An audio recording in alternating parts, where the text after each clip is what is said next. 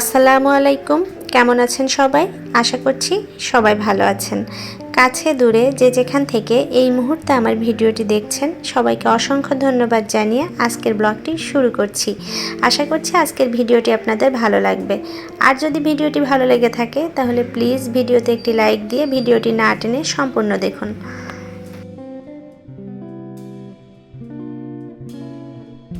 সকালবেলা আজকে অনেক সকাল সকাল আমরা নাস্তা করে নিয়েছি। আর নাস্তা শেষে প্রয়াসের বাবা অনেক সকালে বের হয়ে গেছে। প্রয়াসেরও মিস এসেছে, প্রয়াস পড়তে বসে গেছে। এখন আমি আমার জন্য একটু চা তৈরি করে নিব আর প্রথির জন্য খাবার তৈরি করব। আসলে প্রথি এখনও ঘুমাচ্ছে, ঘুম থেকে ওঠেনি। আসলে ও অনেক দেরি করে ওঠে, 9টা সাড়ে 9টার আগে কখনোই ঘুম থেকে ওঠে না। তো সেক্ষেত্রে আমি কি করি, ওর খাবারটা একটু পরেই তৈরি করি যেন একটু গরম খাবার পায় আর কি। আর আমি দেখেছি ও খাবার বেশি ঠান্ডা হয়ে গেলে আর খেতে চায় না, একটু হালকা গরম থাকতে সে খেতে পছন্দ করে। এ কারণেই আমি পরে ওর খাবারটা তৈরি করি যেন উঠে ও হালকা গরম খাবারটা পায়। আমি দেখেছি নড়াচড়া করছে, তার মানে উঠে পড়বে খুব তাড়াতাড়ি। আর সকালের দিকে ওকে রুটি পরোটা খাওয়াতে গেলে ও অনেক বেশি সময় নিয়ে ফেলে। 2 ঘন্টা 2.5 ঘন্টা ধরে দেখা যাচ্ছে একটা পরোটা বা রুটি আমি ওকে খাওয়াতে পারি। সেক্ষেত্রে আমার অনেকটা সময় লস হয়ে যায়, সকালের কাজকর্ম আমার সব কিছু এলোমেলো হয়ে যায়। তো সকালের খাবারটা আমি যেদিন হাতে সময় থাকে সেদিন ওকে রুটি বা পরোটা খাওয়াই। আর যেদিন হাতে সময় থাকে না সেদিন আমি এই টাইপের কিছু খাবার তৈরি করে নিই যেটা খুব সহজেই ও খায় আর খাইয়ে দিতেও আমার কষ্ট না হয়। আসলে সকালের খাবারটা নিয়ে কেন যেন বাচ্চাটা ঝামেলা করে, অন্য সময় কিন্তু খাবার নিয়ে আর কোনো ঝামেলা করে না। আর আমরা নর্মালি যে খাবারটা খাই ও সেটাই খাই। তো এই কারণে আমি একটু সুজি রান্না করে নিয়েছি আর সুজির সাথে একটু ওটস দিয়ে দিয়েছি। আসলে সুজিতে তো কোনো পুষ্টি নেই, ওটস দিলে একটু পুষ্টিকর হয় এই আর কি। আর এতদিন ওকে আমি কোনো মিষ্টি খাওয়াইনি, কিন্তু এখন একটু হালকা হালকা চিনি দিই, কারণ হচ্ছে 2 বছর হয়ে আসছে। সেক্ষেত্রে একটু মিষ্টি জাতীয় খাবারে অভ্যস্ত হয়ে যাওয়াই মনে হয় ভালো। এ কারণে আমি একটু একটু মিষ্টি এখন ওকে দিই খাবারে।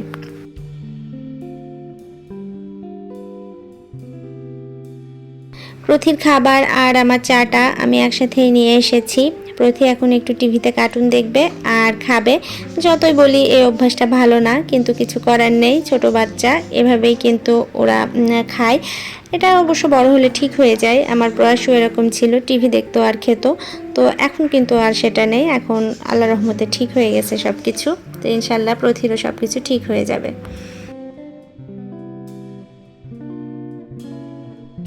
অনেক দিন ধরে টেবিলটা একই রকম লুকে আছে, তো ভাবলাম একটু চেঞ্জ করে নিই। আসলে টেবিলটাকে চেঞ্জ বা টেবিলের পজিশনটাকে চেঞ্জ কোনোটাই আমি করতে পারবো না, কারণ ভাড়া বাসায় আমাদের যেখানে যেটা সেট করেছি নিজেদের সুবিধা মতো সেরকমই আছে।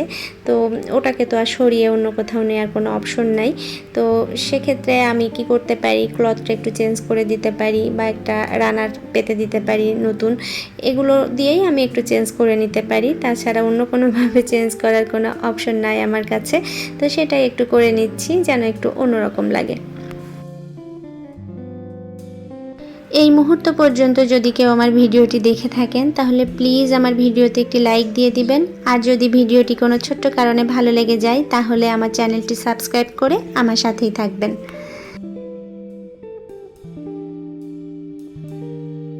আজকে কিছু কথা আমার খুব বলতে ইচ্ছা করছে। আসলে ভিডিও রিলেটেড কি বলবো দেখেই তো বুঝছেন, আমার খুবই সিম্পল কাজকর্ম, ঘরে যে কাজকর্মগুলো করি নর্মালি সেগুলোই আর কি। তো যে কথাগুলো বলছিলাম, আসলে ইউটিউবে কাজ করতে এসে একটা জিনিস আমার উপলব্ধি হয়েছে যে প্রশংসা জিনিসটা কিন্তু মানুষকে অনেক বেশি মোটিভেটেড করে। যেমন আমার ছোট্ট একটা চ্যানেল, খুবই ছোট্ট চ্যানেল বলা যায়, শস্য দানার মতো ছোট্ট একটা চ্যানেল। তো সেখানে যখন আমি ভিডিও আপলোড করি আমার মাঝে মাঝে মনে হয় যে কেউ তো আমার ভিডিও দেখে না, খুবই কম ভিউ আসে আমার।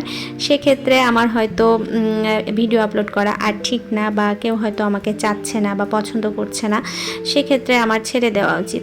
কিন্তু কিছু কিছু আপু ভাইয়ারা এত সুন্দর করে কমেন্ট করে, খুবই কম সংখ্যক, হয়তো তারা 20-25 জন সংখ্যায়, যারা আমার ভিডিও ছাড়া মাত্রই দেখে এবং সুন্দর করে কমেন্ট করে খুবই কম পরিসরে।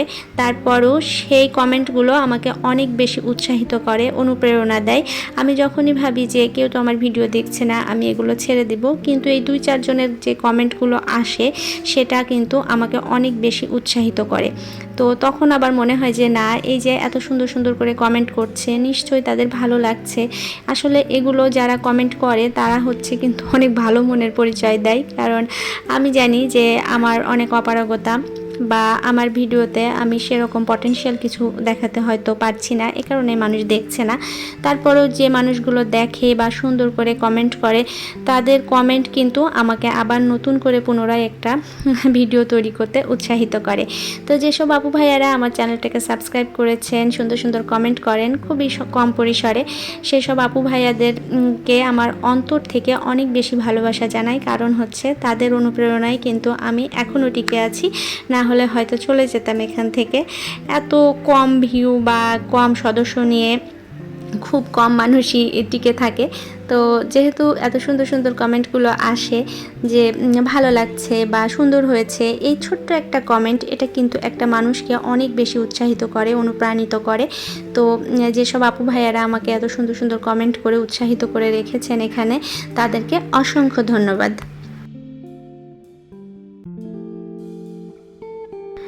একটা সময় ছিল যখন আমার হাতে অনেক বেশি সময় ছিল, কারণ তখন শুধুমাত্র প্রয়াস ছিল, আমার এত বেশি প্রেশার ছিল না। অনেক সময় আছে যে প্রয়াসকে স্কুলে দিয়ে আমি আর বাসায়ও ফিরতাম না, কারণ সকালবেলা যা কাজকর্ম সব কমপ্লিট করে নিতাম, খালা এসে কাজ করে দিয়ে যেত, মোটামুটি আমার সমস্ত কাজ গোছানো থাকতো।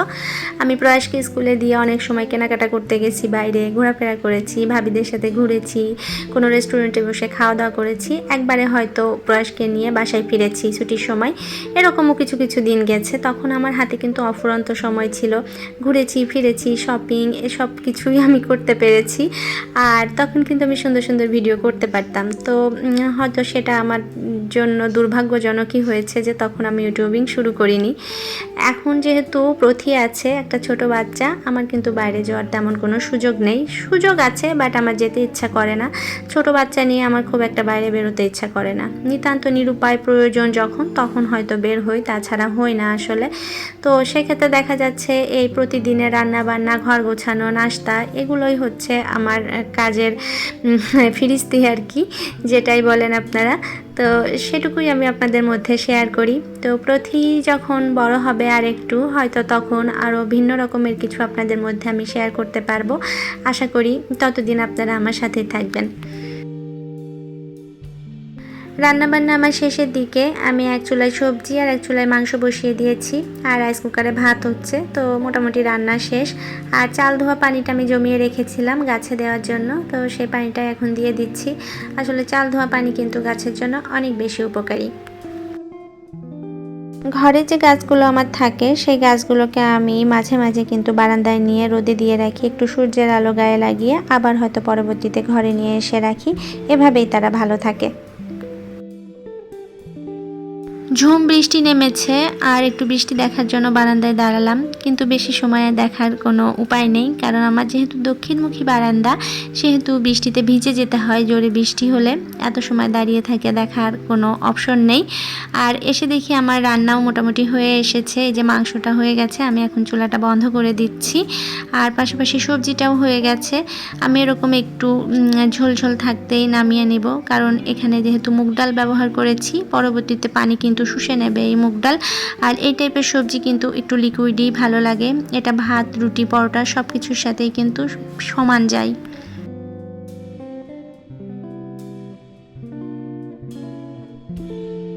বারান্দায় গাছ থাকার এই একটা বড় অসুবিধা, বৃষ্টি হলেই পুরা বারান্দা একদম মাটি কাদায় ভরে যায়।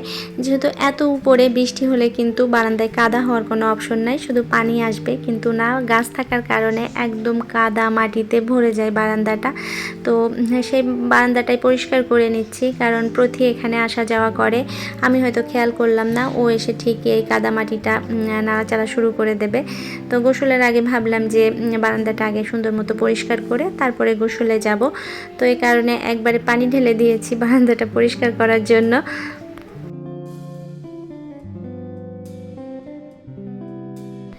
আজকে কিন্তু সহসা যে রোদ উঠবে তা কিন্তু না, দু এক ফোঁটা বৃষ্টি এখনও পড়ছে। আর সেক্ষেত্রে আমার বারান্দাটা কিন্তু খুব দ্রুত যে শুকিয়ে যাবে তা কিন্তু না। এ কারণে আমি এই যে গ্লাস পরিষ্কার করি যেটা দিয়ে, সেটা দিয়ে টেনে টেনে পানিটা একদম শুকিয়ে ফেলছি বারান্দা থেকে।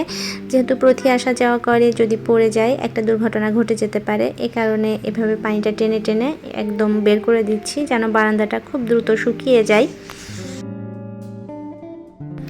এই যে বলতে বলতে আমার বাগানের পরী এসে গেছে, সে কিন্তু ওই ফোঁটা ফোঁটা বৃষ্টি ধরার জন্য খুব চেষ্টা করছে।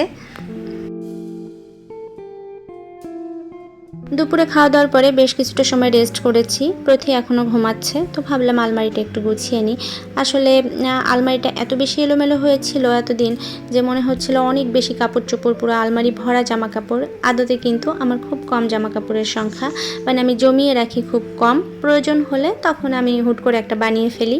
কেন বানাই এর একটা কারণ আছে, সেটা হচ্ছে আমার ওজনটা কিন্তু ফ্লাকচুয়েট করে। আমি হুট করেই বেড়ে যাই, আবার হুট করেই কমে যাই, এটা একটা সমস্যা আমার। তো সেক্ষেত্রে দেখা যাচ্ছে যে জামা কাপড় একবার যে সেটআপে আমরা বানাই, সেটা বড় ছোট করতে গেলে কিন্তু তার আসল সৌন্দর্য হারিয়ে যায়। তখন কিন্তু সেটা পরলেও আর ভালো লাগে না। আর এমনও কাপড় চোপড় আছে যে মানুষকে দিয়ে দিতে হয়েছে একবার বা দুইবার পরে, আর কখনোই আমার গায়ে সেটা হয় না। আর আমাদের মতো মধ্যবিত্ত মানুষের 4-5 হাজার টাকার একটা 3 পিস মানুষকে দিয়ে দেওয়া আমার কাছে অনেক বেশি অপচয় বলেই মনে করি আমি। কারণ আমার এতটা সামর্থ্য নেই যে আমি ক্ষণে ক্ষণে জামা কাপড় বানাবো। তো সেক্ষেত্রে আমি কি করি, আমি আমার প্রয়োজন মতো যখন লাগে তখন বানাই, না হলে এরকমই অল্প স্বল্প দু একটা রাখি। আর মেন সমস্যা হয়ে দাঁড়িয়েছে আমার এই ব্লাউজ আর পেটিকোটগুলো, যেটা আমি ছোট ছোট জিনিস তো আলমারির ভেতরে কেন যেন খুবই এলোমেলো অবস্থায় থাকে, যতই গুছিয়ে রাখি এলোমেলো লাগে। তো এই কারণে আমি একটা ঝুড়িতে এভাবে সবগুলো গুছিয়ে রাখছি। আর এই ঝুড়িটা হচ্ছে প্রতি যখন ছোট ছিল আমি কিনেছিলাম। আমি এই ঝুড়িতে ওর কাঁথা ডায়পার এগুলো রেখে মাথার কাছে রেখে দিতাম। তো সেটা যেহেতু এখন লাগছে না, সেটাকেই আমি কাজে লাগিয়েছি। আর হিজাবগুলো যেহেতু খুবই এলোমেলো থাকে, তো সেগুলো আমি একটা বাস্কেটের মধ্যে এভাবে গুছিয়ে নিচ্ছি। আমি ম্যাক্সিমাম সময় যে হিজাবগুলো ইউজ করি সেটা এইরকম একটা বক্সে রেখে দিচ্ছি। আর যেগুলো একটু পার্টি হিজাব আছে, সেগুলো আলাদা করে হ্যাঙ্গারে ঝুলিয়ে রেখেছি। এভাবেই আছে আর কি। এই যে এভাবে গুছিয়ে নেওয়ার পরে এখন কিন্তু আলমারিটা ফাঁকা হয়ে গিয়েছে, আর এলোমেলো লাগছে না অতটা, অনেকটাই ফাঁকা লাগছে এখন।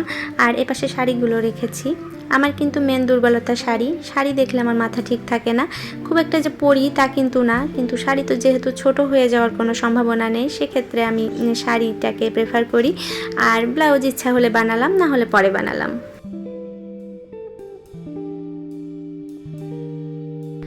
বিকেলবেলা এখন আমি একটু নাস্তা বানিয়ে নিচ্ছি, আর খুবই সিম্পল উপকরণে ঝটপট নাস্তাটা বানিয়ে নিচ্ছি। আলুর পাকোড়া বানাবো, এ কারণে গ্রেটার দিয়ে কিছু আলু কুচিয়ে নিয়েছি।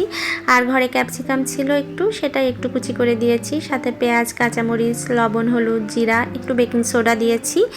আর এখন ময়দা দিয়ে সাথে আমি সুন্দর মতো এটাকে মাখিয়ে নিব।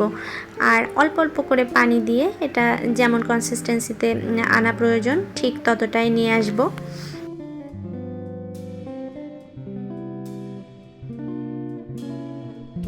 যে 2টা দিন প্রয়াস বিকেলে বাসায় থাকে, যেমন শুক্র শনি, সেই 2টা দিন কিন্তু আমার মাথা খারাপ করে দেয়। বিকেল হলেই তার কিছু না কিছু লাগবে, হয় বানিয়ে দাও নাই কিনে দাও। আগে কিন্তু যদি বলতাম যে কিছু কিনে নিয়ে এসে খাও, সে খুশি মনে যে কিনে এনে খেত, কিন্তু এখন আর বাইরের খাবার কেন যেন খেতে চায় না। এখন সব সময় আম্মু আজকে বিকেলে কিছু কিছু বানাও। যদি বলি কিছু কিনে এনে খাও, তো বলবে যে না ঠিক আছে তাহলে আর খাবো না, থাক, কিছু বানিয়ে দিলে দাও, না হলে থাক। তো যেহেতু ঘরের খাবারটাই খেতে চাই, সে তো কি আর করব, বানিয়ে দিই। সব দিন কিন্তু বানাতে ইচ্ছা করে না কিছু, মাঝে মাঝে বলি যে যাও আমি এখন কিছু করতে পারবো না, আমার ভালো লাগছে না, তখন কিছু বলে না, মুখটা করুণ করে চলে যায়। তো তখন আবার আমার খারাপও লাগে, তখন উঠে কিছু একটা করে দিই। আসলে মায়ের মন তো, মুখটা যখন একদম মায়া মায়া করে চলে যায় তখন খারাপ লাগে। তো এই তো পাকোড়াগুলো ভেজে নিয়েছি, এখন আমরা মা ছেলে মেয়ে সবাই মিলে খেয়ে নেব এগুলো। এটাই আমাদের সন্ধ্যার নাস্তা। আর নাস্তা করতে করতে আপনাদের কাছ থেকে বিদায় নিয়ে নিচ্ছি। দেখা হবে নতুন কোনো ভিডিওতে। ততক্ষণ পর্যন্ত আপনারা সবাই ভালো থাকুন, সুস্থ থাকুন। আসসালামু আলাইকুম।